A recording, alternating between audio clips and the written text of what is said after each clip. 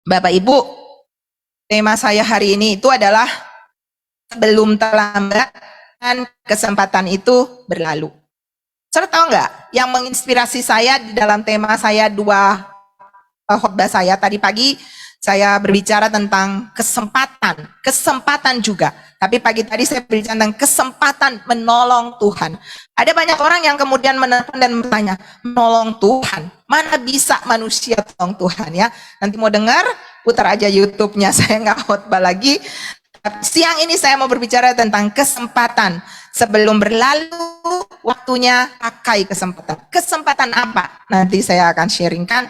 Tapi yang menginspirasi saya itu adalah kemarin. Waktu dalam tiba-tiba seketika saya dan keluarga mengalami gempa di Jakarta Rasa ya, Bapak Ibu ya.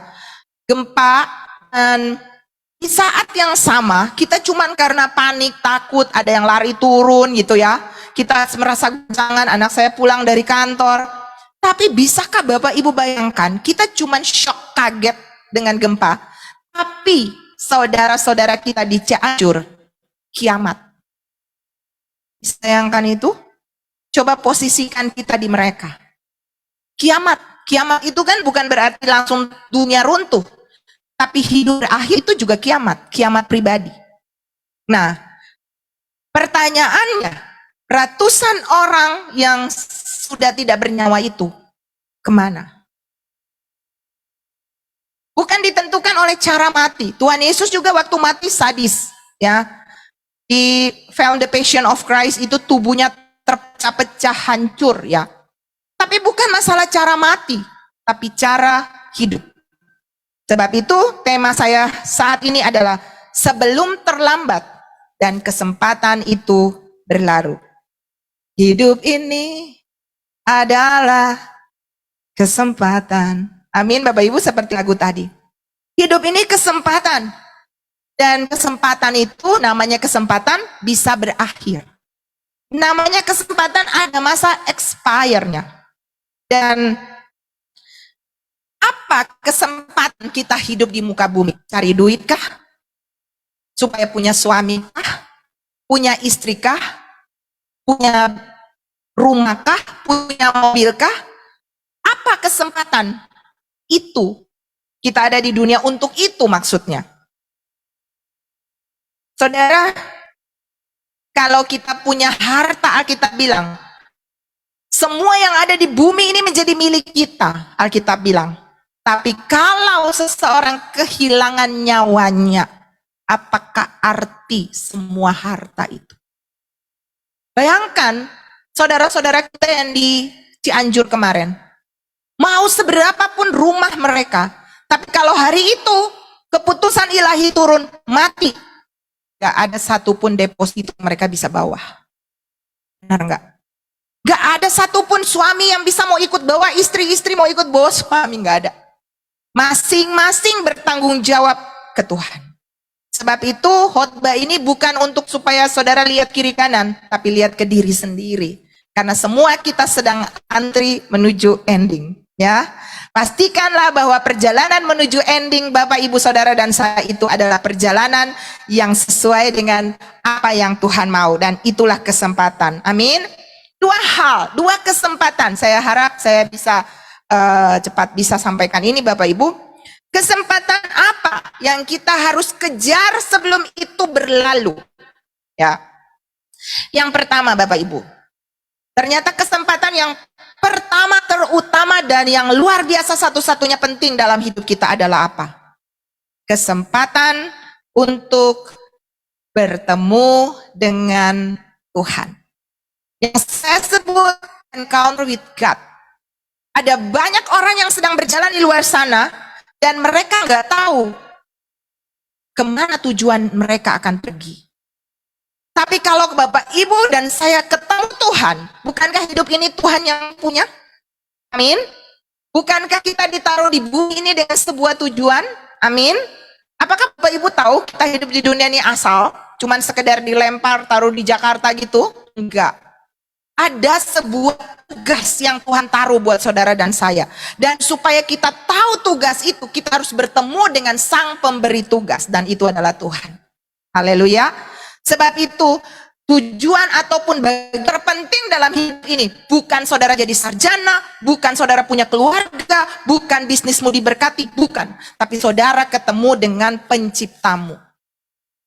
Haleluya, amin. Dan itu tidak hanya dijamin dengan agama, karena banyak orang menyebut dirinya Kristen, gak kenal Tuhan. Dan Tuhan mau mengajar saudara dan saya untuk mengalami encounter with God. Ketika kita sedang berjalan di dalam kehidupan kita sehari-hari, sebelum kita mengalami yang namanya titik balik atau encounter with God, maka perjalanan kita, Alkitab berkata semua orang yang lahir dari keturunan Adam telah berdosa dan kita telah kehilangan kemuliaan Allah. Kita semua menuju maut. Upah dosa itu adalah maut. Tetapi ketika saudara mengalami yang namanya encounter with God, sinar terang Tuhan menerangi Bapak Ibu Saudara dan saya, kita tahu, wow, ini jalan menuju maut. Selama ini saya namanya Kristen, tapi saya hidupnya kompromi. Hari Minggu ya saya ke gereja, saya haleluya, haleluya. Tapi keluar di luar sana, saya kompromi. Saya berdosa dengan hal-hal yang saya lakukan. Saya menipu, saya masa bodoh. Saya tidak mau tahu dengan orang lain, saya egois. Saya serakah, saya mengambil hak yang bukan milik saya. Bisa apa saja yang kita lakukan di luar sana. Dan itu yang namanya jalan menuju kepada kematian kekal. Tetapi ketika saudara mengalami yang namanya pertobatan, seperti Saulus bertemu dengan Tuhan di pintu gerbang Damsyik, ketika dia akan pergi untuk membunuh umat Kristen, dan dia bertemu dengan cahaya itu, lalu dia bertemu dan Yesus berkata, Saulus, Saulus, mengapa engkau menganiaya aku? Lalu dia tanya, siapa engkau Tuhan? Lalu Tuhan bilang, aku Yesus yang kau aniaya. Lah, kok Tuhan dianiaya? Ternyata ketika dia menganiaya umatnya, dia menganiaya Tuhan. Wow.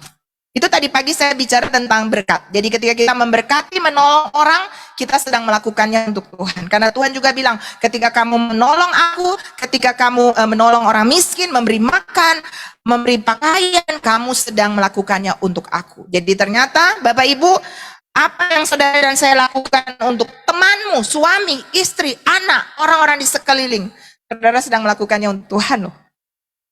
Apalagi kalau itu biji matanya Tuhan. Makanya jangan pernah menyakiti satu dengan yang lain. Katakan amin. Amin. Karena ketika kita melakukannya, kita sedang melakukannya untuk Tuhan juga.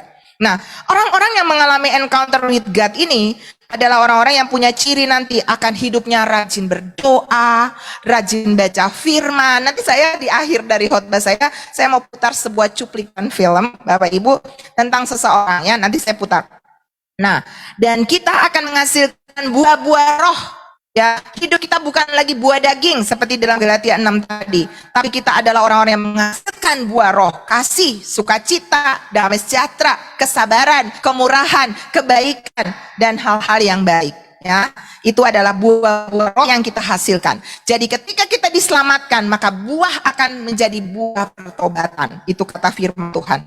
Nah, Pengkhotbah 12 ayat 1 sampai 8 dikatakan di sana, ingatlah akan penciptamu pada masa mudamu, sebelum tiba hari-hari yang malang dan mendekat tahun-tahun yang kau katakan, tak ada kesenangan bagiku di dalamnya. Sebelum matahari dan terang bulan dan bintang-bintang menjadi gelap, dan awan-awan datang sesudah hujan. Pada waktu penjaga-penjaga rumah gemetar dan orang-orang kuat membungkuk. Perempuan-perempuan penggiling berhenti karena berkurangnya jumlahnya. Dan yang melihat dari jendela semuanya menjadi kabur. Artinya sebelum tua, sebelum gak bikin apa-apa. Seperti lagu tadi. Ya, tidak berdaya lagi. Ya Bapak Ibu. Dikatakan di sini, dan suara menjadi seperti kicauan burung, dan semua penyanyi hewan tunduk juga orang menjadi takut, dan ketakutan ada di jalan. Pohon badam berbunga, belalang menyeret dirinya dengan susah payah, dan nafsu makan tak dapat dibangkitkan lagi. Orang udah gak mau makan, saking sudah tua, susah, gak berdaya Bapak Ibu. Karena manusia pergi ke rumahnya yang kekal, dan perata-perata berkeliaran sebelum rantai perak diputuskan dan pelita emas dipecahkan, sebelum tempayan dihancurkan dekat mata air, dan roda timba dirusakkan di atas sumur, dan debu kembali menjadi tanah seperti semula, dan roh kembali kepada Allah yang mengaruniakannya. Kesia-siaan atas kesia-siaan, kata pengkhotbah, segala sesuatu adalah sia-sia. Pengkhotbah ini ditulis oleh seorang yang sangat cendekia, orang yang sangat berhikmat. Siapa? Salomo. Dan dia menulis ini di masa kapan? Sudah tua. Ketika dia mulai menelusuri perjalanan hidupnya, dia melihat, wow, semua kekayaan, kebanggaan, gak ada orang di muka bumi kaya Salomo sampai hari ini. Dan ketika dia mengakhiri hidupnya, dia tahu semuanya sia-sia. Dan dia berkata, ingatlah penciptamu pada kapan? Masa muda. Dan kita nggak pernah tahu apakah kita akan tua atau enggak. Yang meninggal di Cianjur itu banyak anak-anak.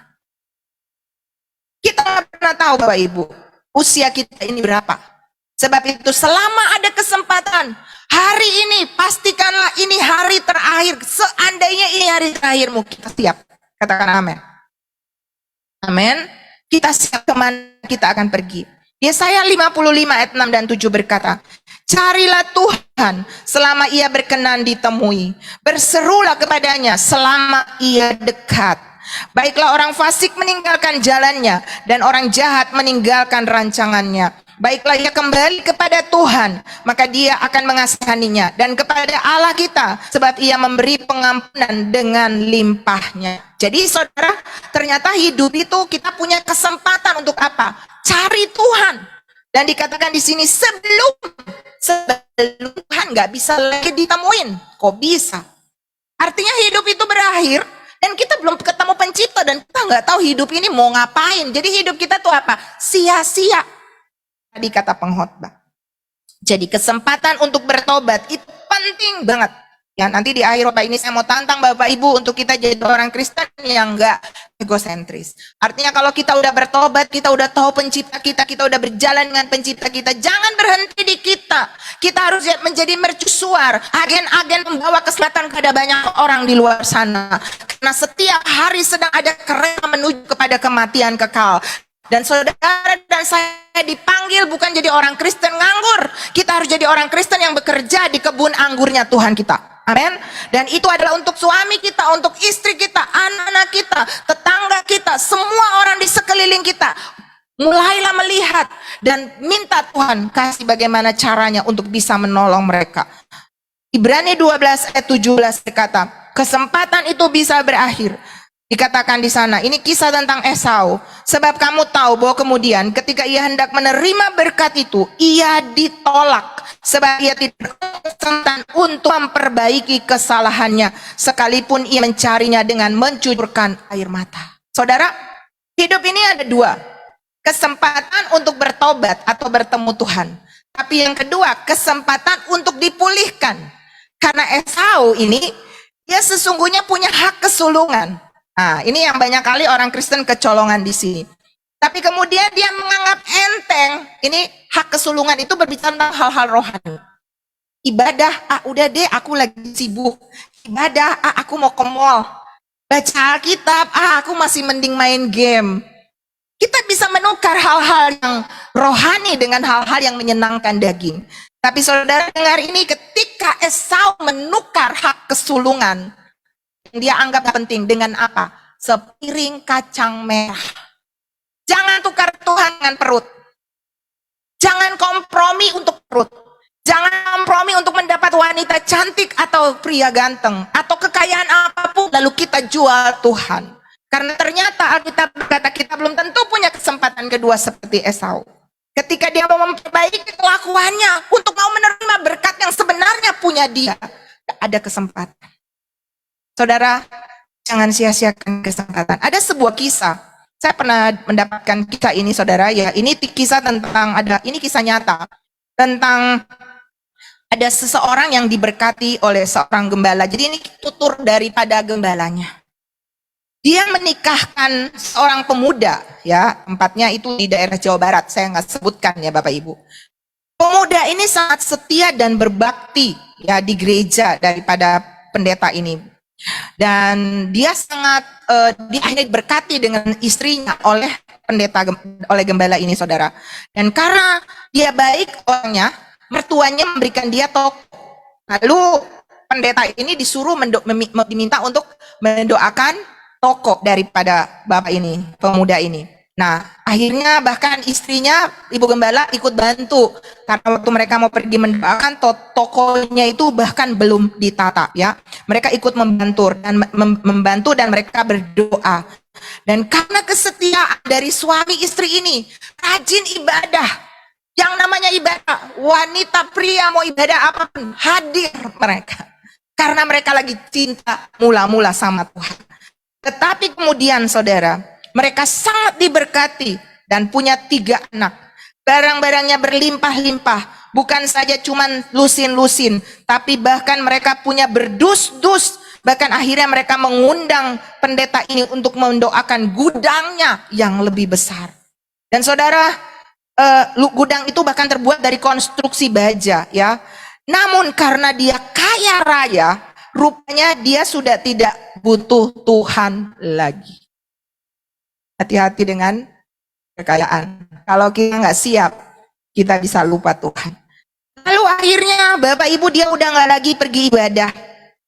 Pendetanya datang membesuk dan dia bilang, iya nanti hari Minggu saya pergi ke gereja. Ternyata dia nggak pergi ke gereja. Yang datang apa?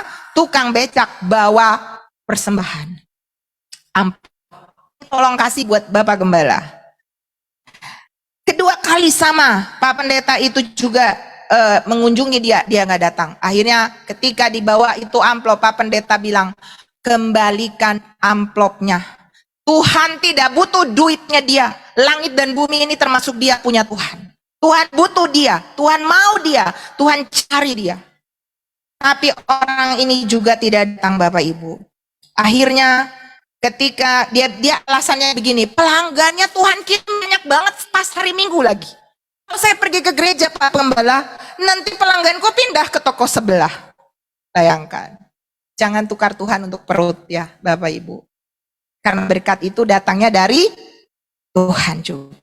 Lalu apa yang terjadi? Ketika sekian bulan dia tidak lagi berbakti, tiba-tiba anaknya kena panas, sakit, dan meninggal. Lalu pembala bilang, itu teguran Tuhan buat kamu. Ingat, kekayaanmu itu juga datangnya dari Tuhan. Lalu setelah anaknya meninggal, dia datang membesuk. Tapi orang itu bilang, Pak, saya terlalu sibuk. Singkat cerita, dia nggak pergi ke gereja. Dan satu kali tepatan ketika pendeta itu datang ke kota itu, Bapak Ibu, ke tempatnya dia, maksudnya di daerahnya dia, istrinya bilang bahwa Bapak itu terkena apa? Dan akhirnya dia meninggal dalam perjalanan ke rumah sakit. Saudara, apa yang saya mau bilang? Meninggal itu normal. Semua orang meninggal, orang baik, orang jahat meninggal. Yang masalahnya adalah endingnya itu dia lagi ngapain? Dalam Tuhan atau tidak dalam Tuhan. Makanya Rasul Paulus bilang, pastikan garis akhirmu. Kita bisa memulai dengan on fire, semangat berapi-api melayani Tuhan. Tapi Tuhan tunggu hari terakhir saudara.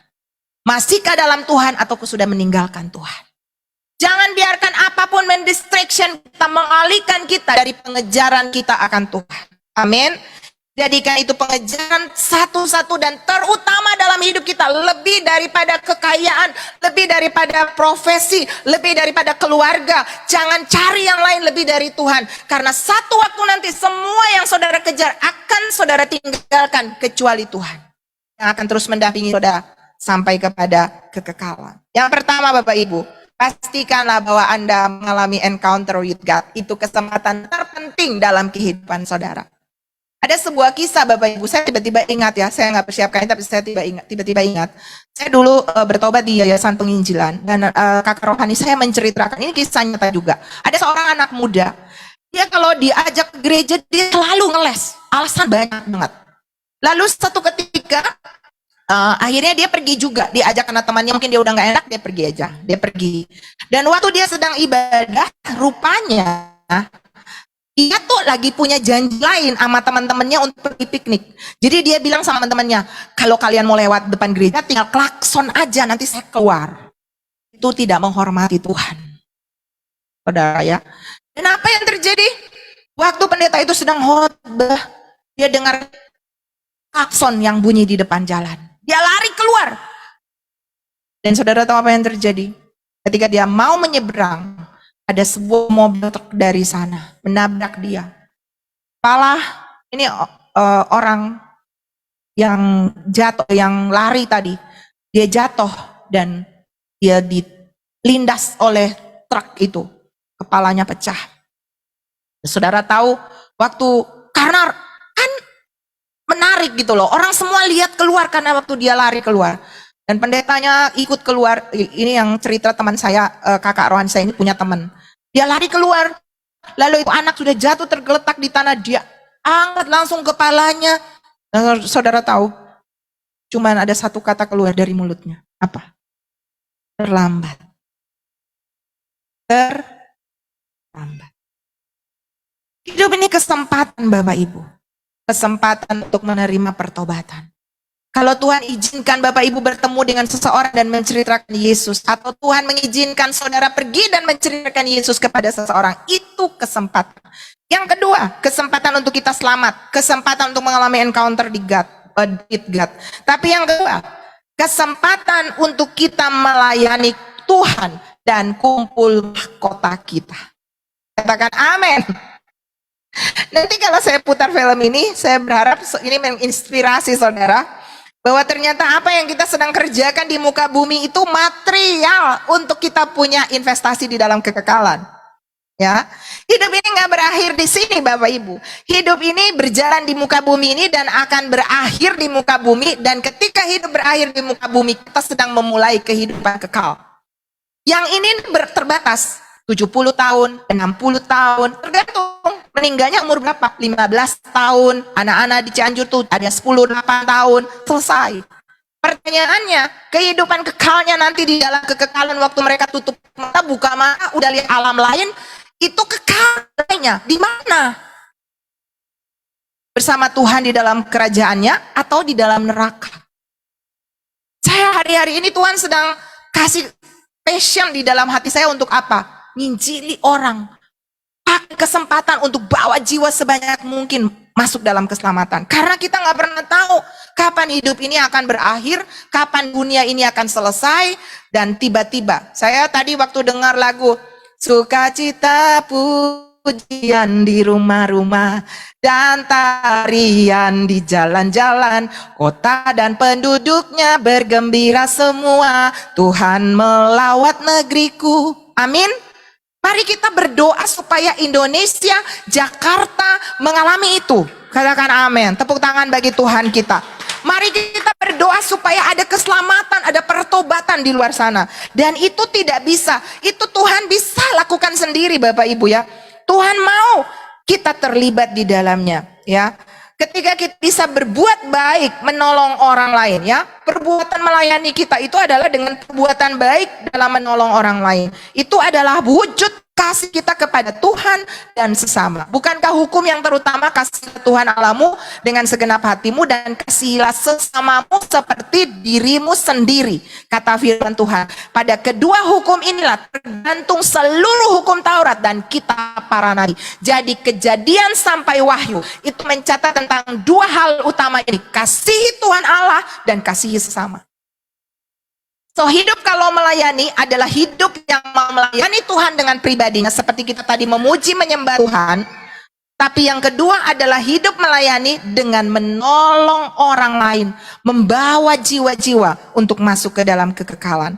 Galatia 6 ayat 9-10 berkata, janganlah kita jemu-jemu berbuat baik, karena apabila sudah datang waktu, kita akan menuai jika kita tidak menjadi lemah. Karena itu selama masih ada kesempatan bagi kita, marilah kita berbuat baik kepada semua orang, tetapi terutama kepada kawan-kawan kita seiman. Untuk poin ini Bapak Ibu bisa dengar khotbah saya tadi pagi tentang kesempatan menolong Tuhan. Ternyata ketika kita memberi makan kepada seseorang yang hina, kita mencatat kita sedang melakukannya untuk Tuhan. Dan Tuhan bilang, mari ikut dalam kebahagiaan Tuhanmu. Tapi ketika kita lihat orang lapar dan kita cuek, Alkitab berkata, kalau baca di dalam Matius 25, dikatakan di sana apa? Hanyalah kamu pembuat kejahatan. Ternyata kalau kita nggak murah hati, kita masa bodoh melihat orang susah dan kita nggak tolong, Alkitab bilang apa? Penjahat. Ih, serem loh Bapak Ibu. Dan Tuhan usir. Tuhan bilang, nyah. Dan kita masuk dalam golongan kambing. Ada dua golongan, domba dan kambing. Domba itu yang mempedulikan orang lain, yang hidupnya care, yang hidupnya penuh simpati dan empati. Tetapi orang-orang yang masuk dalam golongan kambing adalah yang penting saya, dan saya.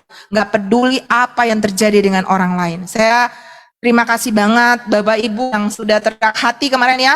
Kita belum sempat buat presentasi videonya karena saya belum punya, saya nanti minta tolong anak-anak untuk bantu. Kita sudah mengirim barang-barang ke Cianjur. Saya bilang sama teman-teman, ya terima kasih Mbak Hilda, Ibu Paula, Pak Richard, ya Pak Simon kemarin. Saya bilang jangan tunda, karena orang lagi kedinginan di sana, orang lagi nggak punya tenda di sana, orang lagi nggak punya makanan, nggak punya air minum. Jadi kalau hari ini kita bisa eksekusi, lakukan. Dan kita langsung pergi belanja, kita langsung bawa mobil box untuk muat barangnya, dan kita langsung kirim. Sore itu juga sudah diterima di sana, puji Tuhan. Dan saya bilang sama yang di sana yang terima, langsung bagi, jangan tunggu-tunggu. Karena itu adalah kesempatan kita menabur kebaikan. Amin Bapak Ibu. Kesempatan apa lagi? Kesempatan berbuat baik, menolong sesama, dan kesempatan menuai jiwa atau menjangkau jiwa sebanyak-banyaknya. Tuhan bisa melakukannya tanpa kita. Tapi kenapa Tuhan mau libat kita? Karena Tuhan mau kita kirim material untuk rumah kita itu dari diri kita sendiri. Yesus berjanji dia pergi menyediakan tempat. Tapi material bangunan saudara ditentukan oleh seberapa saudara ngirimnya. Tolong disiapkan videonya di multimedia. Ya. Wahyu 14 ayat 15 sampai 16 berkata, keluarlah seorang malaikat lain dari bait suci dan ia berseru dengan suara nyaring kepada dia yang duduk di atas awan itu.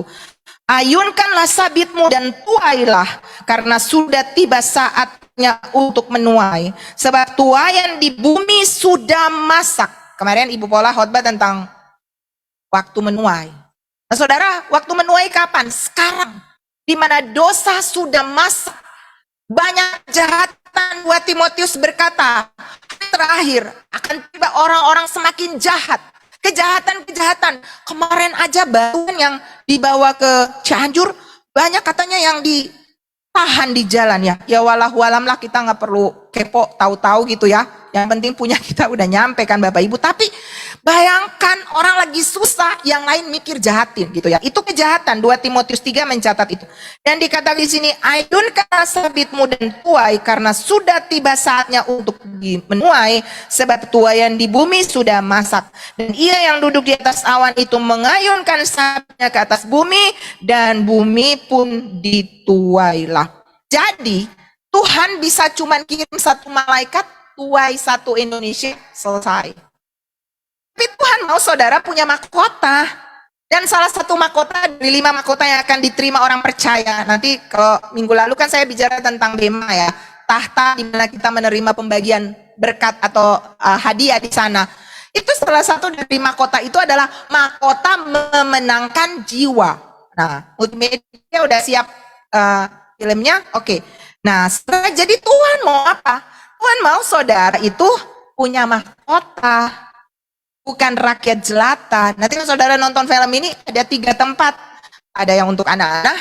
Ini Pastor Park Yong-gyu, dia adalah wakil dari Pastor Paul Yong-gi-cho. Ini udah lama sebenarnya. Kisah tentang bagaimana dia mengalami yang namanya near death experience. Dan saya terinspirasi dengan ini, dan saya kepengen Bapak Ibu paling tidak punya bayangan apa sih yang akan kita alami nanti. Boleh multimedia ready? Surga dan neraka 1000 banding 1 oleh Pastor Park. Di tahun 1987 Pastor Park meninggal karena tekanan darah tinggi. Tapi karena kasih karunia Tuhan, hidupnya diperpanjang lagi 20 tahun. Pada waktu kematiannya Tuhan menunjukkan kepadanya surga dan neraka. Saya mempunyai gereja yang sangat besar dengan 5 jemaat. Namun saya ditegur Tuhan karena kesombongan saya. Sekarang saya takut akan Tuhan. Saya dulu memiliki properti seharga 150 juta US dollar. Saya mempunyai 5 mobil mewah. Namun setelah pengalaman kematian saya menjual semuanya. Ingat bahwa keselamatan tidak bisa dibeli dengan apa yang kita punya, tapi dengan iman. Pada waktu saya meninggal, saya melihat 2 orang masuk ke ruangan saya. Tapi orang-orang ini masuk ke ruangan saya melalui tembok. Lalu saya berteriak, siapa? Salah satu dari mereka berkata, kami adalah malaikat yang dari surga. Kami dari kerajaannya. Sinar yang begitu terang bersinar di sekitar malaikat itu. Malaikat yang di kanan saya memperkenalkan dirinya. Saya adalah turuan Tuhan Yesus di kerajaannya. Yesus memanggil saya dan menyuruh saya untuk turun ke bumi. Dia menyuruh saya untuk membawamu ke surga. Membawa saya ke 3 tempat yang berbeda di surga. Di tempat pertama saya melihat anak kecil tinggal bersama-sama. Tempat yang kedua adalah tempat di mana orang-orang dewasa tinggal. Dan tempat ketiga adalah tempat jiwa-jiwa yang hampir tidak masuk surga. Walaupun mereka akhirnya masuk surga juga, tapi mereka masuk surga dengan rasa malu. Setiap anak mempunyai malaikat yang menemani mereka di surga. Di surga kebanyakan jiwa-jiwa memiliki rumah mereka masing-masing. Walaupun begitu ada juga yang tidak memiliki rumah. Saya menjelaskan tentang itu lebih lanjut nanti. Dan lagi, anak-anak itu tidak mempunyai rumah. Lalu saya bertanya, anak-anak itu kan juga jiwa-jiwa. Mengapa mereka tidak mempunyai rumah mereka sendiri? Malaikat itu menjawab, sama seperti orang di dunia butuh bahan-bahan bangunan. Kami di surga juga butuh bahan-bahan bangunan untuk membangun pembangunan di sini. Saat seorang melayani gereja dan yang lain melayani Tuhan, semuanya itu akan menjadi bahan-bahan bangunan untuk membangun rumah di surga. Saat bahan-bahannya sudah disediakan, malaikat akan bekerja untuk membangun rumah itu. Anak-anak itu yang masih di bawah umur tidak sempat menyediakan bahan-bahan untuk membangun rumah mereka di bumi. Mereka yang tinggal di rumah-rumah yang terbaik adalah mereka yang sudah menginjili banyak kali. Malaikat-malaikat itu kemudian membawa saya ke tempat orang-orang suci yang tinggal di rumah-rumah yang bagus. Malaikat-malaikat itu berkata, ini adalah tempat di mana orang-orang suci yang sudah menginjili banyak orang tinggal. Dan tempat itu terasa seperti pusat kotanya surga. Di dalam sejarah Kristenan ada 4 orang yang memiliki rumah yang terbesar dan yang terindah. Malaikat-malaikat itu membawa saya ke rumah evangelis Amerika yang bernama D.L. Moody, pendeta Inggris John Wesley, dan evangelis Itali Korea Pastor Choi Kong Yu. Keempat orang ini memiliki rumah terbesar di surga. Keempat orang ini menghabiskan hidup mereka menginjili orang sampai mati. Di antara orang percaya Korea ada seorang pekerja yang mempunyai rumah yang begitu besar. Pekerja ini telah membangun banyak gereja dengan semua miliknya. Dia telah memberikan 3.000 kantong beras kepada yang miskin. Dia secara diam-diam telah membantu banyak pastor dalam hal keuangan. Dia membantu banyak murid belajar teologi atau mendanai sekolah mereka. Dia juga mengambil seorang pastor tua ke rumahnya dan merawat. Saya mendengar seorang malaikat berteriak, bahan-bahannya sedang dipersiapkan. Saya bertanya kepada malaikat yang di sebelah kanan saya mengenai bahan-bahan itu. Dan ia berkata, bahan-bahan itu untuk seorang pelayan Tuhan dari kota kecil. Malahan dia menerima bahan-bahan setiap harinya. Walaupun ia miskin, ia datang ke ibadah pagi setiap paginya. Ia berdoa untuk 87 jemaat setiap harinya. Dan setelah ia selesai berdoa, ia membersihkan gereja. Saya mendengar malaikat lain pesanan khusus. Anak pelayan Tuhan itu telah memberikan yang ia punya walaupun sedikit kepada ibunya. tetapi dia menggunakannya untuk membeli 5 telur dan 2 pasang kaos kaki untuk pastor gerejanya. Ada perbedaan di antara keselamatan dan penghargaan. Tempat ini mempunyai begitu banyak rumah. Rumah itu dibangun dengan permata-permata yang indah dan batu-batu langka. Beberapa dari rumah itu setinggi gedung-gedung tertinggi yang ada di bumi. Orang-orang yang telah melayani Tuhan dengan setia di bumi memiliki rumah-rumah yang indah dari batu-batu permata yang langka. Surga adalah tempat yang begitu indah, dan saya mengharapkan banyak hal. Percayalah kepada apa yang saya katakan. Tempat yang terakhir adalah untuk orang-orang yang nyaris tidak masuk. Desa ini ukurannya besar, beberapa kali lebih besar dari tempat yang kedua. Tempat itu begitu jauh dengan tempat-tempat lainnya yang saya lihat di surga. Saya berkata kepada malaikat-malaikat itu, saya melihat alam bebas dan padang. Mengapa saya tidak melihat rumah? Lalu malaikat-malaikat itu menjawab, apa yang kamu lihat adalah rumah. Saya melihat apartemen-apartemen yang besar dan lebar yang mengingatkan saya pada waktu itu adalah kandang ayam atau seperti gudang. Rumah-rumah itu tidak mewah, namun juga tidak begitu jelek. Rumah-rumah itu diperuntukkan bagi jiwa-jiwa yang nyaris tidak diselamatkan. Ada banyak rumah-rumah besar yang sederhana seperti itu. Desa ini beberapa kali lebih besar dari tempat di mana jiwa-jiwa yang diberikan penghargaan tinggal. Di mana ruang tidur saya? Malaikat itu berkata bahwa ruang tidur saya ada di atap, dan itu mengusik saya. Ruangan saya bahkan belum selesai.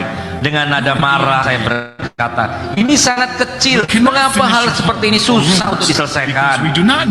Malaikat itu menjawab, engkau bahkan belum mati, kami tidak dapat menyelesaikan rumahmu karena kami tidak tahu apakah akan ada lebih banyak lagi bahan-bahan yang akan datang. Apakah engkau mengerti? Lalu saya melihat 2 sertifikat tergantung di dinding kamar saya. Lalu saya membacanya. Sertifikat pertama menjelaskan bahwa saat saya berumur 18 tahun, saat saya tinggal di panti asuhan, pada perjalanan pulang dari gereja, saya melihat seorang tua kedinginan di pinggir jalan. Saya melepaskan jaket saya dan memberikannya, dan itu membuahkan penghargaan di surga. Sertifikat yang kedua menjelaskan insiden yang sama, namun kali ini untuk membelikan roti dengan uang sedikit yang saya punya untuk orang tua itu. Jumlahnya bukanlah masalah, tetapi tindakan itu disertai dengan ketulusan hati. Ada 7 hal yang bisa kamu lakukan untuk menambah bahan-bahan untuk membangun rumah. Yang pertama adalah banyaknya waktu yang kau pakai untuk menyembah Tuhan. Yang kedua adalah waktu untuk dipakai membaca kitab. Yang ketiga, waktu yang dipakai untuk berdoa. Yang keempat adalah waktu yang dipakai untuk menginjil orang lain. Yang kelima, persembahan bagi Tuhan. Yang keenam, ketaatan persepuluhan untuk Tuhan. Dan yang terakhir, waktu yang dipakai untuk melayani gerejanya dalam bentuk pelayanan apapun. Ketujuh hal ini adalah hal-hal yang bisa menambah bahan-bahan untuk bangunan rumahmu di surga. Hidup ini hanya sekali, hanya Tuhan yang tahu kapan seorang akan meninggal. Orang-orang yang saya lihat yang menerima keselamatan dengan malu tadi, ada pastor, pelayan Tuhan, dan ada yang lain. Begitu banyak pelayan Tuhan yang tinggal di rumah sederhana seperti kandang ayam, tetapi tentu saja jauh lebih baik dari neraka. Walaupun begitu, mengapa juga orang mau masuk dalam keadaan seperti itu? Saya tidak akan pernah mau berakhir seperti itu di tempat ini. Bahkan bajunya saja pun begitu sederhana. Apa yang bisa orang Kristen lakukan agar mempunyai rumah yang indah di surga? Yang pertama, kita harus menginjil ke sebanyak mungkin orang yang bisa kita should be injili. evangelized. Bagaimana kita dapat menginjil? This is what the angel Inilah apa yang malaikat itu bilang kepada saya. There is an unbeliever Buat asumsi who does not ada know. orang yang tidak mengenal Tuhan, The yang moment you ingin decide to evangelize engkau injili. to that particular Saat person, engkau membuat keputusan, engkau ingin menginjili orang itu, bahan-bahan untuk membangun rumahmu As akan you disiapkan. unceasingly pray for Saat engkau berdoa tak henti-hentinya untuk keselamatan mereka, lebih banyak bahan-bahan you bangunan must dipersiapkan. continue to check up on Engkau harus melanjutkan dan memfollow up mereka, mengunjungi mereka, dan terus menginjil, dan bahan-bahan rumahmu akan terus bertambah di surga. he or she cannot Saat make orang the church berkata ia tidak bisa ke gereja karena tidak mempunyai baju, then you must pray. engkau harus menyediakannya untuk mereka. Person says he or Jika she orang berkata dia tidak mempunyai Alkitab, You must- engkau harus juga menyediakannya. Haleluya. Bapak Ibu coba perhatikan ya film tadi ya. Ada orang yang punya rumah besar. Dan ada orang yang tinggalnya jauh dari pusat kota. Surga itu saya lupa pas ukurannya berapa yang seperti ditulis dalam firman Tuhan. Tapi ukurannya tuh seluas seperti kayak kita dari sini pergi ke Dubai atau Israel. Luas banget. Saudara bayangkan, ada orang-orang yang tinggal di pusat kota dengan rumah-rumah besar. Jadi kita bisa masuk surga, oke. Tapi tempat yang paling besar itu bagi orang-orang Kristen yang selamat, tapi seperti dengan malu karena tinggal seperti di kandang ayam tadi. Tapi tempat yang tidak terlalu besar, ada bagi orang-orang yang punya material-material yang bisa membangun rumah besar. Salah satunya tadi seperti yang dikatakan, dia melihat D.L. Moody rumahnya. D.L. Moody itu penginjil terkenal, Bapak Ibu. John Wesley, yang waktu itu mereka itu menaruh hidupnya untuk memenangkan jiwa, ya. Tantangan datang kepada Bapak Ibu, ini kesempatan. Mumpung kita masih hidup, Tuhan masih memberikan kesempatan kepada Bapak Ibu Saudara dan saya. Saya mau tanya dari hati yang paling dalam. Berapa banyak yang kepengen punya tempat tinggal seperti yang tadi, kandang ayam? Yang penting aku masuk surga deh, yang penting aku selamat. Aku tinggal di seperti apartemen luas besar, rame-rame, nggak apa-apa. Berapa banyak yang mau? Yang penting masuk surga. Boleh lihat? Oke, saya bersyukur nggak ada yang mau. Yang kedua, berapa banyak yang bilang saya mau tinggal di pusat kota dan punya rumah-rumah besar? Boleh lihat tangan-tangannya? Kalau yang tidak angkat tangan, berarti bukan di surga. Iya kan? Karena ada dua pilihan. Kita akan masuk surga, tinggal jauh dari pusat kota, seperti di sebuah barak besar. Dan yang kedua, kita tinggal di pusat kota, rumahnya sendiri tapi besar. Yang mana yang Bapak Ibu mau? Halo? Mana yang mau pusat kota? Bener nih, serius nih. Ketika Bapak Ibu, ingatkan kata amin, ketika kita bilang amin, terjadi sebuah ikrar. Alkitab berkata, apa yang kamu ikat di bumi terikat di surga. Apa yang kamu lepaskan di bumi terlepas di surga. Apa yang kita katakan sekarang terjadi di sana. Itu sebuah deklarasi, perkataan iman. Nah, sekali lagi saya mau tanya, berapa banyak yang mau tinggal di pusat kota dan punya rumah besar? Haleluya. Jangan ragu-ragu. Nanti malaikat bingung mau nyatat saudara. Ulang sekali lagi. Berapa banyak yang mau tinggal di pusat kota dan punya rumah besar? Coba bilang, yes, itu saya. Itu saya. Amin. Kalau saudara nggak mau, berarti saudara tinggal di kandang ayam. Atau lebih nggak mau lagi, saudara pergi ke neraka. Saya berdoa itu nggak ada di sini. Tapi hidup itu pilihan Bapak Ibu. Dan ketika saudara mau punya rumah besar, tinggal di pusat kota, maka investasi terbesar kita adalah apa? Material termahal kita adalah apa? Jiwa. Jiwa dan jiwa. Taruh itu sebagai detak jantung saudara, karena itu detak jantung Tuhan.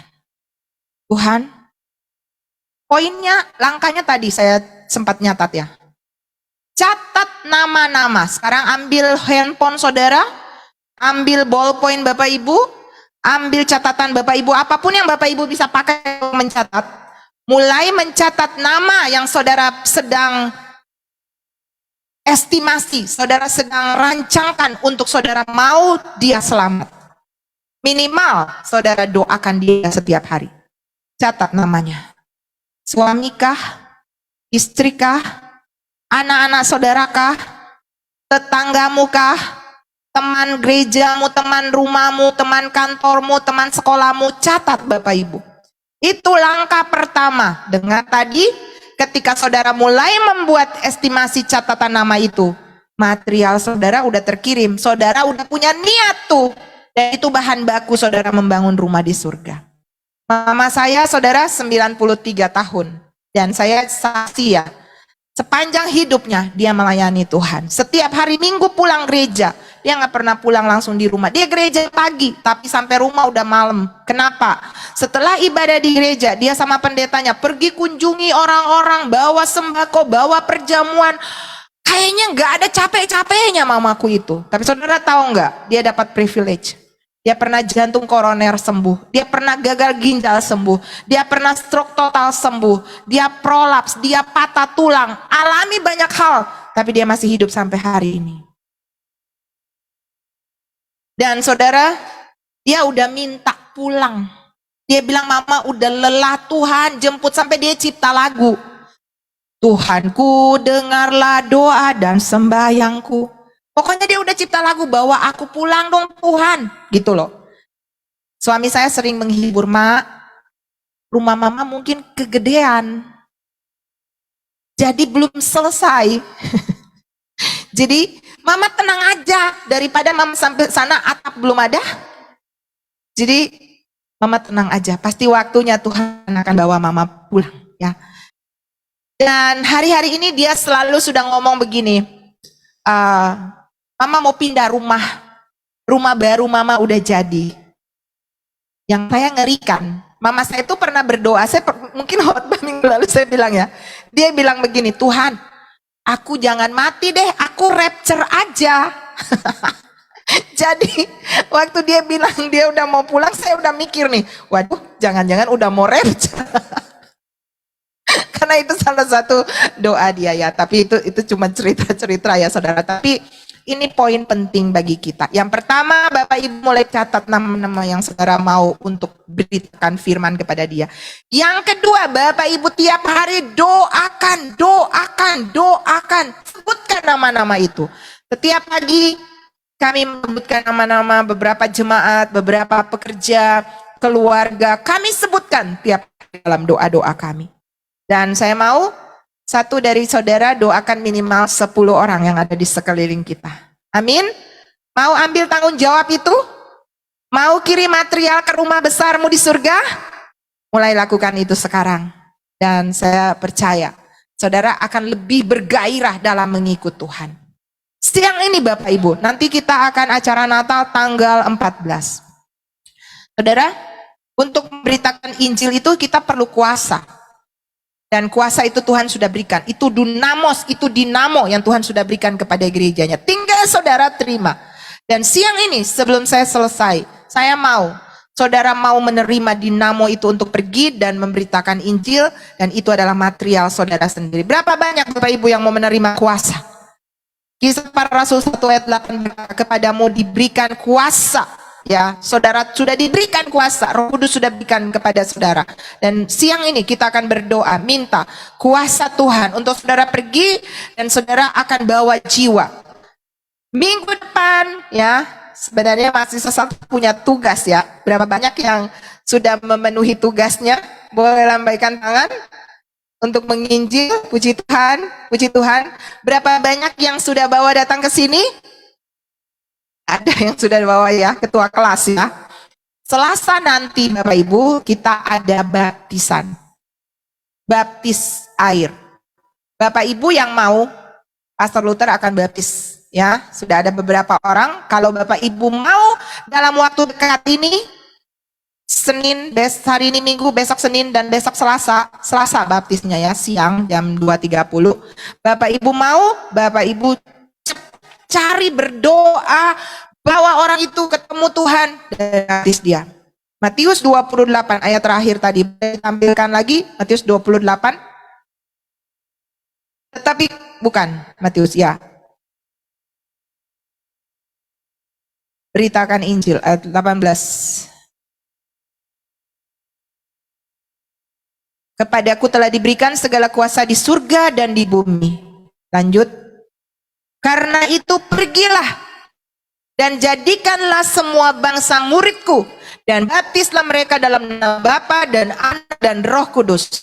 Dan ajarlah mereka melakukan segala sesuatu yang telah kuperintahkan kepadamu. Dan ini bonusnya. Ketahuilah, aku menyertai kamu senantiasa sampai kepada akhir zaman. Berapa banyak yang mau disertai Tuhan? Bisa terjadi apa saja setiap hari. Gempa, tsunami, apapun bisa terjadi setiap saat. Tapi Alkitab menjamin, aku menyertai kamu sampai akhir zaman. Tapi jangan klaim perkataan itu, Tuhan sertai saya, kalau kita tidak melakukan hal yang di atas. Karena firman Tuhan berkata, karena itu, lakukan itu dulu, baru ketahui, aku sertai kamu sampai akhir zaman. Bagi Bapak Ibu yang mau disertai Tuhan, maka langkah pertama yang saudara harus lakukan adalah beritakan Injil. Berapa banyak saudara yang mau sertai Tuhan? Mari bangkit berdiri. Kita akan berdoa bersama. Tuhan, Roh Kudus, Engkau ada di tengah-tengah kami. Dan hamba-Mu sudah selesai menyampaikan apa yang Tuhan mau. Aku berdoa, ini waktu-Mu Roh Kudus menjamah anak-anak-Mu. Supaya kami yang sudah punya kuasa, kami tidak jadi orang yang menyimpannya bagi diri kami sendiri. Tapi kami akan pergi dan membawa kuasa itu untuk menyelamatkan sebanyak mungkin jiwa. Bagi kerajaan Allah.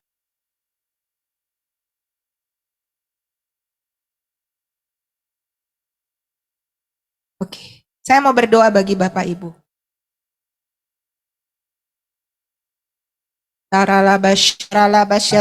Mari fokus Bapak Ibu. Tuhan, hamba-Mu sudah selesai. Tapi Engkau jangan berhenti. Terus bicara di hati kami. Terus taruh nama-nama yang adalah material untuk kami di dalam kekekalan. Taruh nama-nama yang adalah mahkota bagi kami di dalam kekekalan. Taruh nama-nama yang adalah alasan Engkau akan menyertai kami sampai akhir zaman. Tuhan bicara. Tuhan bicara di hati anak-anak-Mu. Saudara diam dan dengarkan. Ada begitu banyak keluarga yang sedang pergi menuju kepada kematian dan tanpa punya tujuan yang pasti. Dan saudara jangan jadi orang yang apatis. Tapi mari berpikir bagaimana caranya saudara berdoa dan berdoa dan berdoa supaya mereka diselamatkan Tuhan. Ini bukan masalah tentang tenggang rasa, solidaritas, bukan. Ini masalah keselamatan dan itu pasti. Ini cuma berbicara tentang dua, surga atau neraka. Dan itu ditentukan oleh langkah saudara hari ini. Roh Kudus, taruh beban itu di hati anak-anak-Mu. Saudara buka hati. Roh Kudus jamah mereka. Bahwa ini kesempatan sebelum waktu ini berakhir. Mereka harus punya investasi kekal. Sebelum waktu ini berakhir, mereka harus menghentikan kereta-kereta perang, kereta-kereta kematian. Dan mereka harus membawa mereka kepada kereta-kereta kehidupan. Tuhan, tolong kami untuk kami tidak menjadi orang Kristen yang hidup sia-sia. Menjadi orang Kristen yang zero man, tidak berdampak apa-apa. Ataupun troublemaker yang membuat masalah. Tapi kami adalah orang Kristen yang adalah history maker, pembawa cerita Tuhan dimanapun kami berada. Orang mengenal Yesus melalui kami. Orang tahu jalan keselamatan Tuhan melalui kami. Roh Kudus, aku berdoa, infuskan api penginjilan itu di tempat ini bagi anak-anak-Mu. Dan saudara terima kuasa dari tempat yang maha tinggi untuk saudara pergi dengan kuasa itu dan menjangkau jiwa-jiwa bagi kerajaan surga. Terima kasih Tuhan, kami terima, saudara terima dalam nama Yesus. Roh Kudus penuhi mereka, Roh Kudus jamah mereka, Roh Kudus terus berkarya dalam mereka dalam nama Yesus. Dalam nama Yesus. Saralaba syatapata karalaba, mari basaro, koralaba takaralaba, syatapata karalaba sikaralaba. Api kuasa-Mu Tuhan, api kasih Tuhan membakar hati kami. Belas kasihan Tuhan membakar hati kami, untuk kami peduli dengan jiwa-jiwa. Karalaba syatapata karalaba sikaralaba, syatapata karalaba ralaba yata karalaba san. Koralaba syaralaba karalaba sikaralaba, syatapata karalaba syat. Karalaba syatapata karalaba sikaralaba, syatapata karalaba san.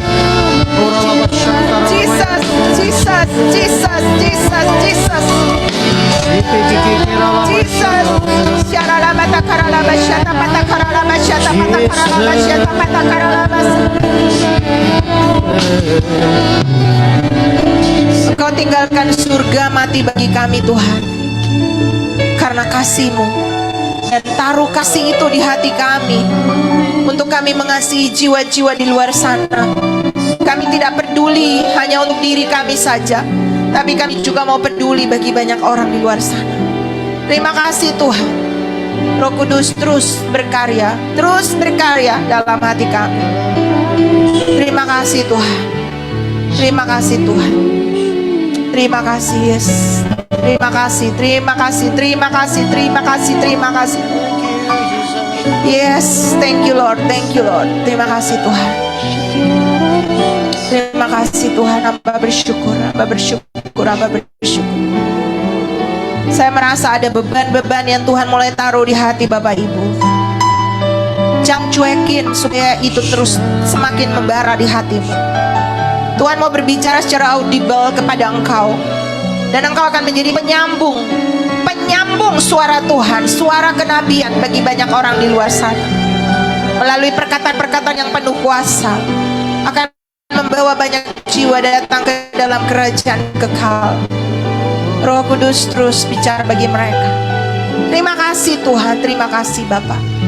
Biar gereja ini menjadi gereja yang misioner, gereja yang membawa misi Tuhan, bukan cuma sekedar perform, tampil setiap hari Minggu, menyembah Engkau dan itu buat diri kami, tapi kami mau pergi keluar sana dan membawa banyak jiwa datang ke tempat ini Tuhan. Dan itu adalah material bagi diri kami sendiri. Terima kasih Tuhan. Roh Kudus, jelaskan lebih detail bagi anak-anak-Mu. Hamba sudah selesai, tapi Engkau terus bicara di hati mereka. Dalam nama Tuhan Yesus. Haleluya. Amin. Puji nama Tuhan. Bapak Ibu, nanti tanggal 14 kita kan ada Natal, ya. Dan kita mau Natal itu menjadi sebuah kado yang kita mau kasih buat Tuhan. Dan kado terbaik buat Tuhan adalah jiwa-jiwa. Amin. Sebab itu Bapak Ibu nanti mulai taruh berapa Bapak Ibu mau bawa berapa jiwa, tolong daftar nanti di Ibu Hilda, di saya juga, Ibu Paula juga. Bapak Ibu boleh data mau bawa berapa jiwa di tanggal 14 ya. Kita siapkan makanan buat mereka.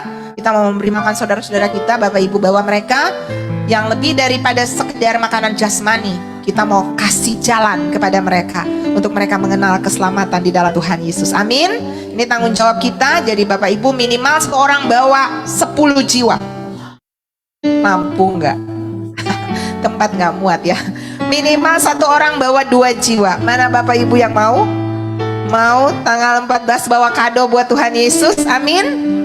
mana lihat tangan-tangan, gak ada yang mau bawa kado buat Tuhan Yesus ya. Kita bukan tukar kado dengan kita, tapi tukar kado dengan Tuhan Yesus. Oke, Tuhan Yesus memberkati. Silakan duduk Bapak Ibu.